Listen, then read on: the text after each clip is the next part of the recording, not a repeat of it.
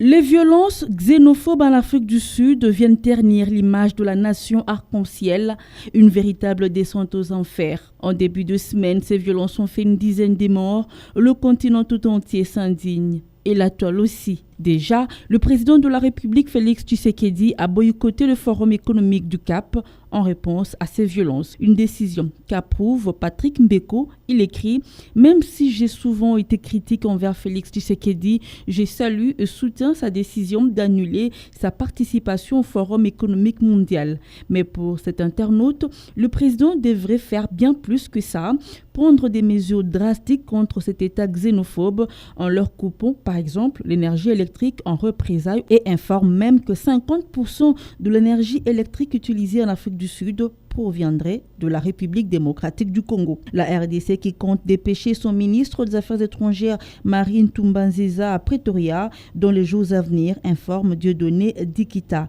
Mais au pays, plusieurs manifestations ont eu lieu pour protester contre la xénophobie. C'est le cas du consulat de l'Afrique du Sud à Lubumbashi qui était assiégé, informe cet internaute. Les internautes qui ne décolèrent pas, Pamigui exige la réciprocité. Jules Dinganga revient lui sur les discours de Julius Malema, le leader du parti EF, condamnant ces vagues de violence. Pour Jules, c'est un beau discours qui est venu trop tard. L'actualité, c'est aussi le décès de Robert Mugabe, l'ancien président zimbabwéen. L'annonce a été faite par le président Emerson Mnangagwa sur son compte Twitter.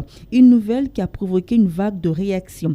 Au pays, le FCC sur son compte Twitter relaie le message de l'ancien président Joseph Kabila Kabange et autorité morale du FCC qui salue la mémoire d'un des grands panafricanistes, un héros de la lutte pour l'indépendance. Pour Michel Kaboy, ce combattant de la première heure est parti certes, mais l'Afrique gardera de lui des très bons souvenirs. Le 7 septembre 2019, 22 ans jour pour jour, mourait le maréchal Mobutu loin de son Zaïre. Pour cet internaute, malheureusement, Mobutu a été oublié par le Congolais parce qu'ils n'ont fait que primer son mauvais côté. Pour les uns, qu'on l'aime ou qu'on l'aime pas, Mobutu reste un grand dirigeant. Et pour les autres, on n'oublie pas les torts qu'il a causés.